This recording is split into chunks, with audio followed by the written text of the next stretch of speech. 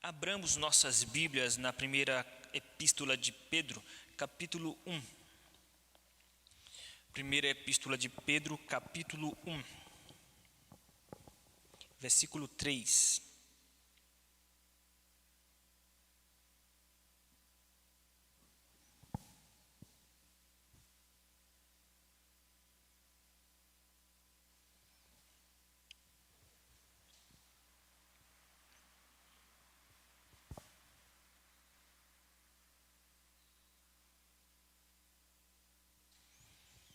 Primeira de Pedro, capítulo 1, versículo 3 até o versículo 6.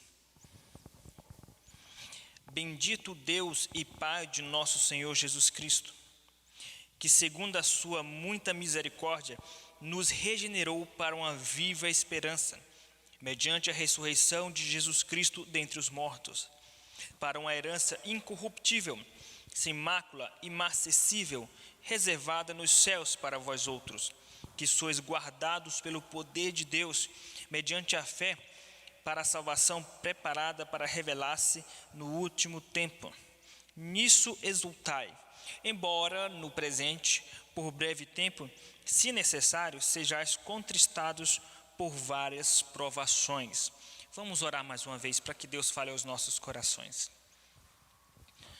Senhor nosso Deus, nós queremos te pedir que teu Espírito Santo nos assista agora, Pai, na tua palavra, na ministração da tua palavra, auxiliando-nos no sentido de que nossos corações e nossas mentes sejam elevadas ao teu trono e à tua palavra, que nós possamos manter nossas mentes cativas à tua palavra, que nossos corações estejam tranquilizados aos teus pés, aprendendo mais de ti, e que teu Espírito Santo se aposse de nós com poder e graça, para que o teu nome seja glorificado. Fala conosco, Senhor, em nome de Jesus. Amém. Meus queridos irmãos, a tristeza é uma coisa ruim e é uma consequência da queda, uma consequência do pecado de Adão e Eva.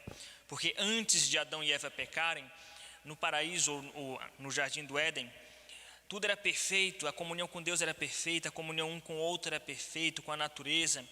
Não havia tristeza, não havia choro, não havia doenças, enfermidades, pecado. Mas depois do pecado de Adão e Eva, a humanidade então passou a experimentar o que significa tristeza. E a tristeza, ela é ocasionada por várias circunstâncias. Aliás, existem tristezas que são contínuas, que são permanentes, que têm como fonte, como origem, que são ocasionadas por depressão, por transtornos psicológicos, transtornos emocionais. E existem as tristezas circunstanciais, que são aquelas ocasionadas por eventos que nos surpreendem em nossas vidas, como enfermidades, crises econômicas. O apóstolo Pedro está exortando e consolando a igreja da Ásia Menor, no ano 67 depois de Cristo, ao escrever essa epístola. E um dos objetivos do apóstolo Pedro é reanimar aquela igreja, é falar para aquela igreja que é possível ter alegria mesmo em meio às tristezas. Uma igreja que estava passando por várias provações. O versículo 6 deixa isso muito evidente. No final do versículo 6 ele fala das várias provações que aquela igreja estava passando. Uma das provações, por exemplo, é relatada no versículo 1, capítulo 1, versículo 1, onde fala da dispersão. Crentes que estavam dispersos por causa de perseguição. O que fica evidente, o contexto de perseguição, capítulo 3 e 4, onde Pedro diz que nós devemos nos alegrar por sofrermos perseguições por amor a Cristo. Uma igreja que estava sendo perseguida, mas também uma igreja que estava passando por problemas internos e problemas das mais diversas naturezas, o que provocou tristeza no coração de alguns. De fato, a Bíblia diz no Salmo 103 que Deus conhece a nossa estrutura e sabe que somos pó.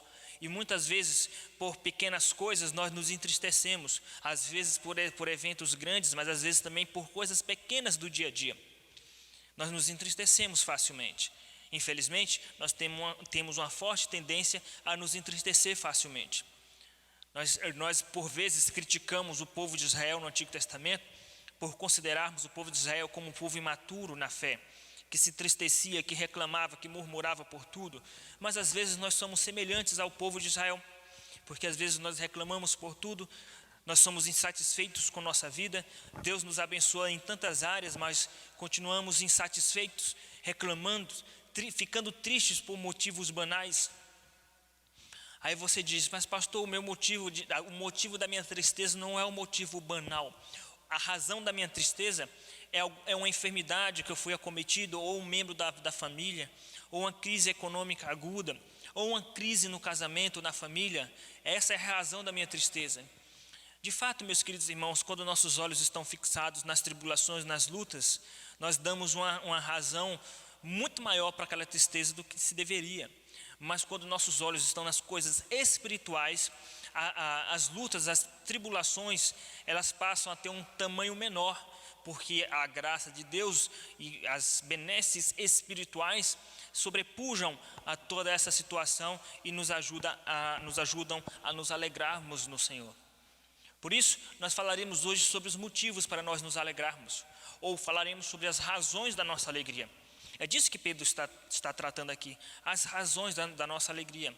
Versículo 6 ele diz, nisso exultai, versículo 6, nisso exultai. Nisso o quê? O que ele acabou de falar.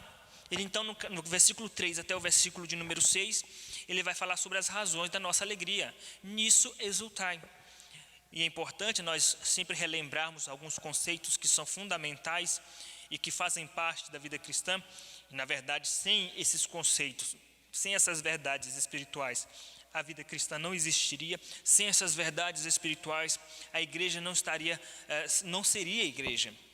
Então nós temos que resgatar, ainda que sejam assuntos que de quando em quando nós falamos, mas nós temos que sempre resgatar, porque é isso o combustível para a nossa alegria, para o nosso caminhar cristão. Então falaremos hoje sobre as razões da nossa alegria. A primeira razão da nossa alegria, meus irmãos, é a regeneração. Versículo de número 3.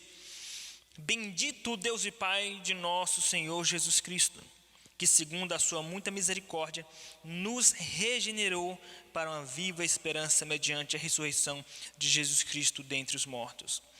Ele nos regenerou, e a regeneração é a causa para bendizer a Deus. Bendito Deus e Pai.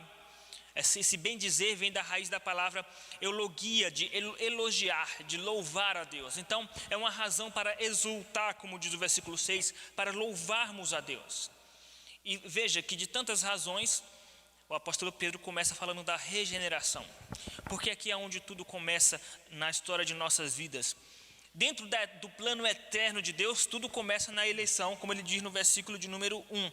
Pedro, apóstolo de Jesus Cristo, aos eleitos. O amor de Deus por nós é demonstrado desde a eleição, a predestinação na eternidade.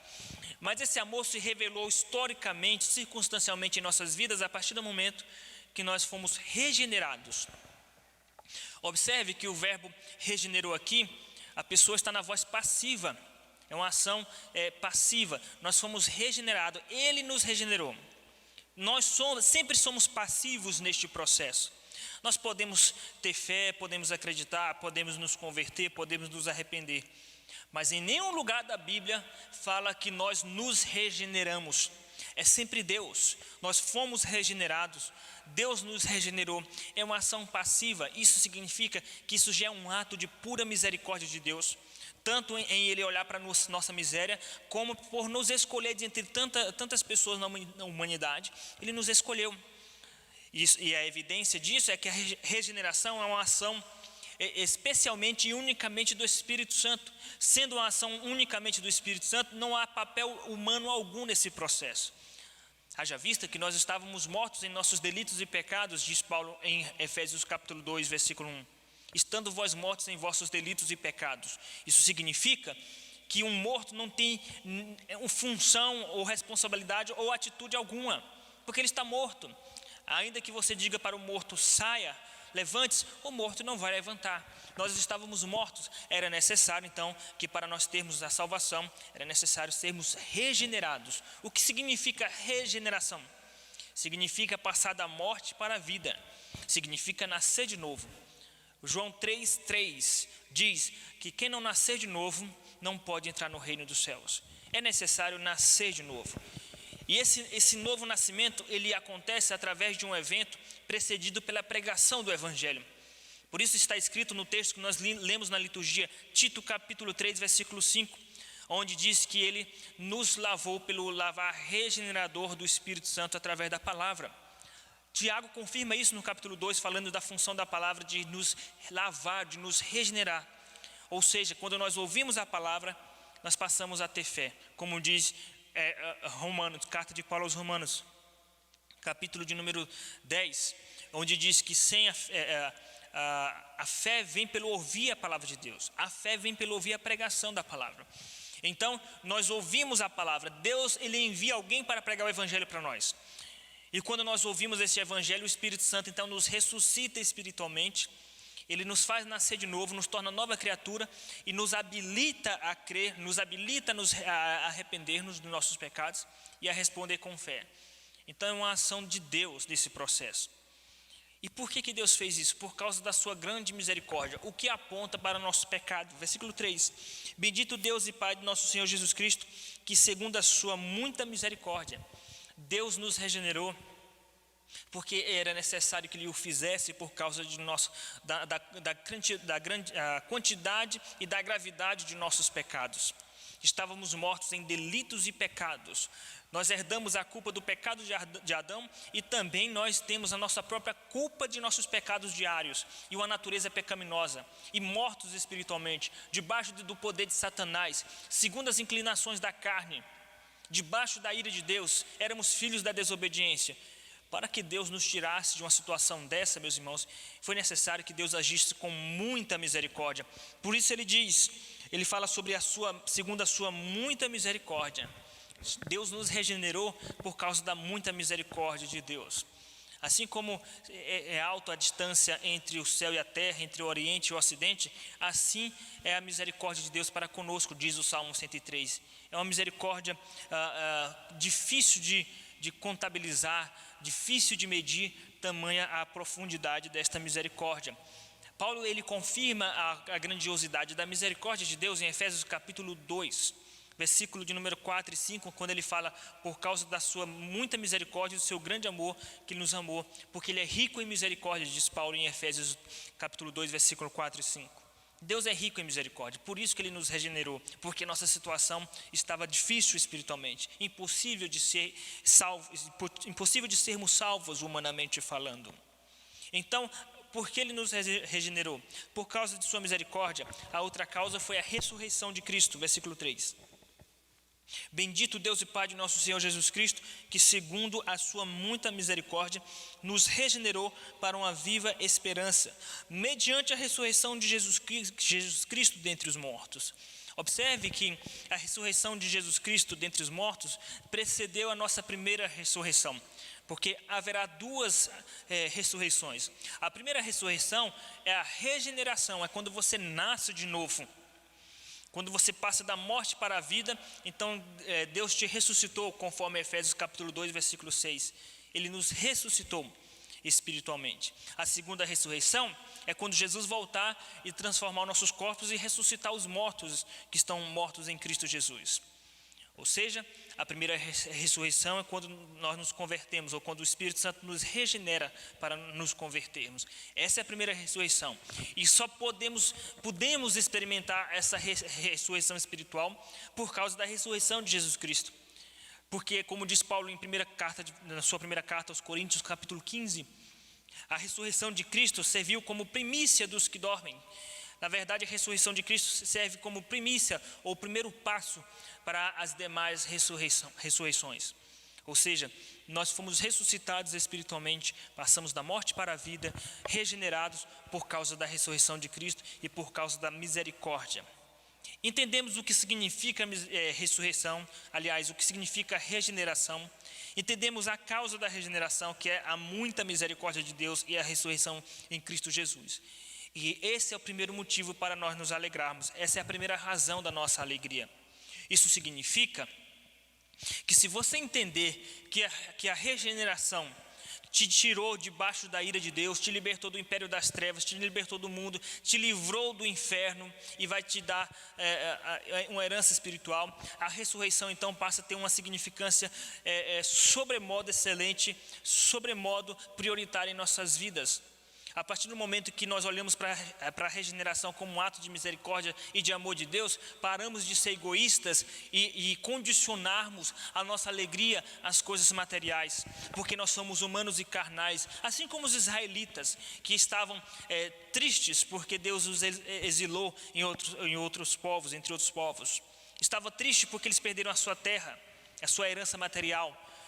Eles esqueceram que o motivo real da alegria é o próprio Senhor, é a regeneração.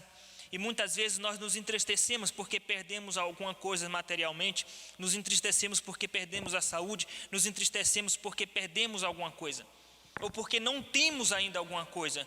Veja o quão carnais nós somos.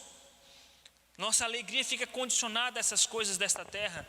Quando nós perdemos de vista a regeneração, só o fato de Deus ter nos regenerado já deveria ser motivo de muita alegria. Por isso, elogie a Deus, louve a Deus, bendiga ao Senhor.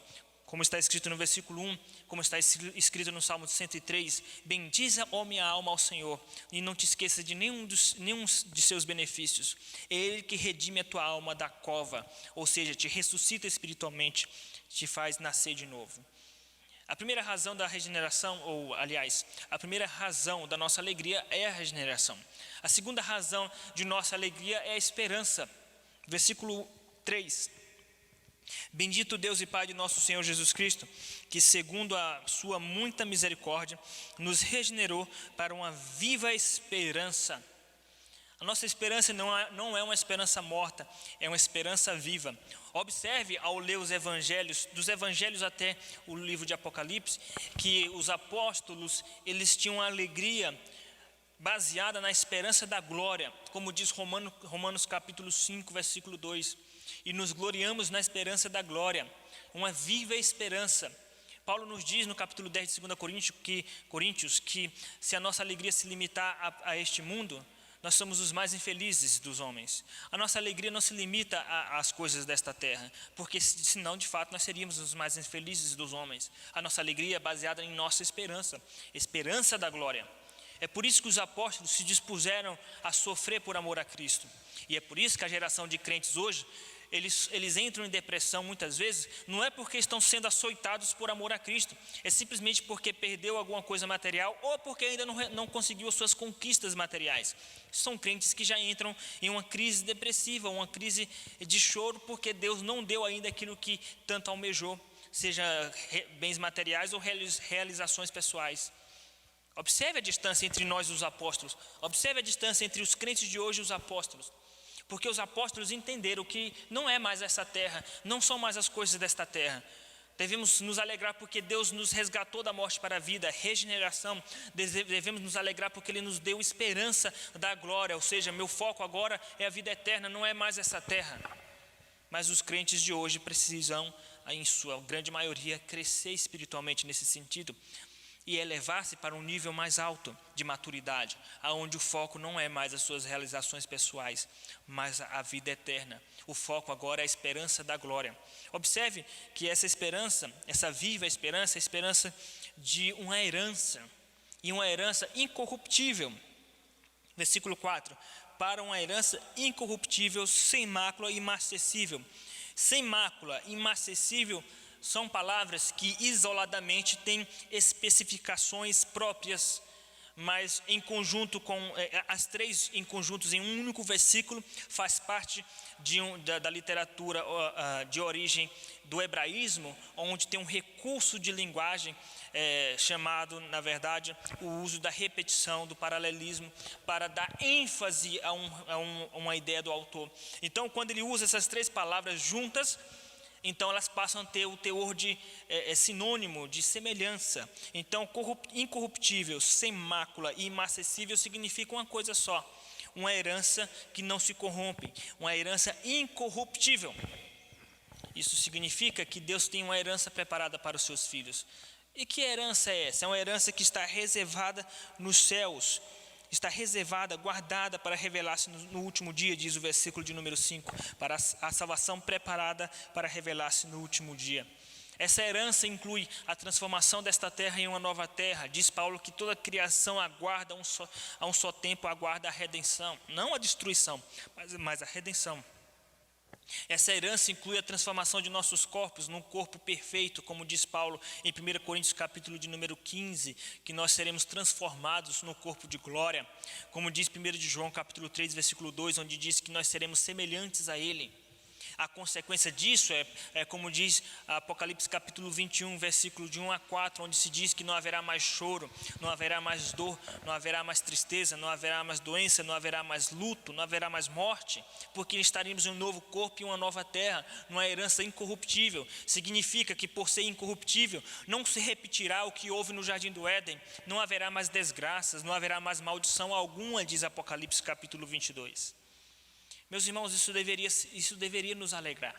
Mas por que essas informações para muitos crentes não passam de meramente uma lista de informações teológicas? Porque são crentes que os pés estão atolados neste lamaçal do mundo. São crentes que o coração está preso a este mundo e não consegue se alegrar com as benécias, com as bênçãos espirituais em Cristo Jesus. Essa é a geração de crentes que nós estamos vivenciando e que por vezes nós fazemos parte dela.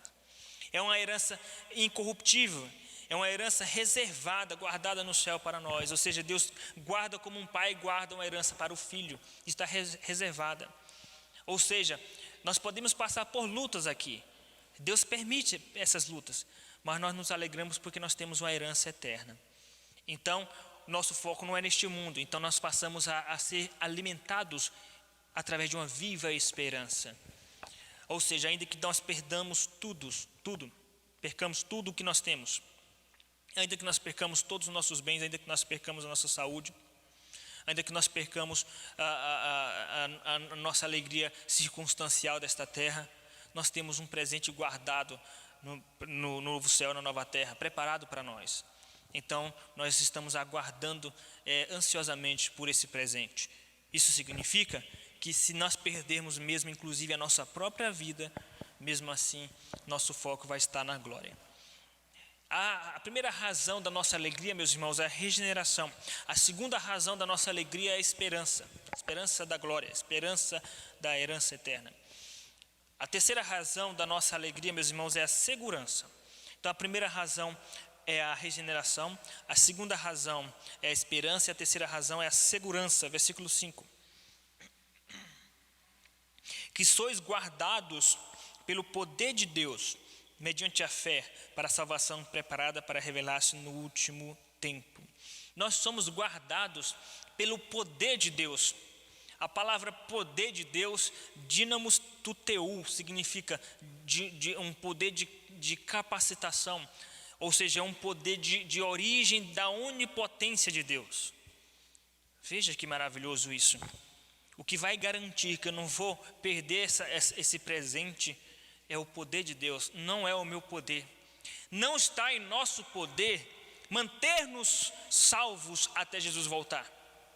Não está em nosso poder nos manter salvos até Jesus voltar. Eu vou repetir para escandalizar aqueles que têm aversão à sã doutrina e para alimentar aqueles que têm amor à palavra de Deus. Nós não somos guardados pelo nosso poder, mas é pelo poder de Deus. O que te mantém salvo espiritualmente, na verdade, é o poder de Deus. Por que você não morre de sede? Porque a água do Espírito Santo é que te mantém vivo espiritualmente, até Jesus voltar. Então o diabo não pode me separar do amor de Deus. Os meus pecados não podem me separar do amor de Deus. As perseguições, as lutas, a morte não pode me separar do amor de Deus. Porque nem altura, nem profundidade, nada, nem anjo, nem potestade, nem coisas do porvir, nem do agora, nada pode nos separar do amor de Deus que está em Cristo Jesus. Jesus disse que ninguém tira suas ovelhas de suas mãos, ninguém as arrebatará de minhas mãos, jamais perecerão. E se você conhece um crente que nasceu de novo e depois pereceu, a Bíblia teria mentido, Jesus teria mentido, mas isso nunca vai acontecer. O que nós conhecemos são pessoas que pareciam ser crentes e depois se desviaram. Mas um crente verdadeiro jamais perde a salvação. Isso alegra a alma de qualquer ovelha para praticar boas obras. E isso deixa qualquer bode animado para viver pecando. Eu vou repetir: a informação de que o crente não perde a salvação alegra o coração das ovelhas para se libertar do medo, e alegra o coração das ovelhas para praticar boas obras com espírito de gratidão, mas também deixa os bodes animadinhos para viver pecando. Problema, na verdade, deles que não querem compromisso com Deus, porque nós temos que pregar a palavra, independente se a pessoa vai usar ou distorcer essa palavra de acordo com seus próprios interesses. Jesus não deixou de pregar a palavra porque os fariseus distorciam a palavra.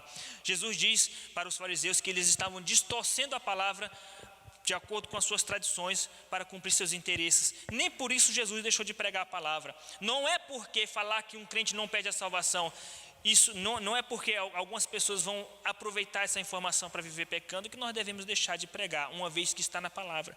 E nosso papel, como diz Paulo a Timóteo, é prega a palavra. Então nós somos guardados pelo poder de Deus através da nossa fé, mediante a fé. O que nós concluímos aqui, meus queridos irmãos, com isto, é que a nossa alegria, ela está baseada na salvação, na verdade. Por isso que os apóstolos pregavam frequentemente e com constância a salvação. A salvação passada, quando nós fomos regenerados. A salvação futura, que diz respeito à herança que está reservada nos céus, que para revelar-se no último dia. E a salvação presente, que é Deus nos guardando, nos preservando. Salvação passada, regeneração. Salvação presente, Deus nos guardando. Salvação futura, a esperança da glória. Então, resumindo, quais são as razões da nossa alegria? Regeneração, esperança e segurança. Regeneração, esperança e segurança. Que Deus assim nos abençoe. Vamos orar para encerrar. Senhor nosso Deus, queremos te agradecer por tua palavra e tua misericórdia.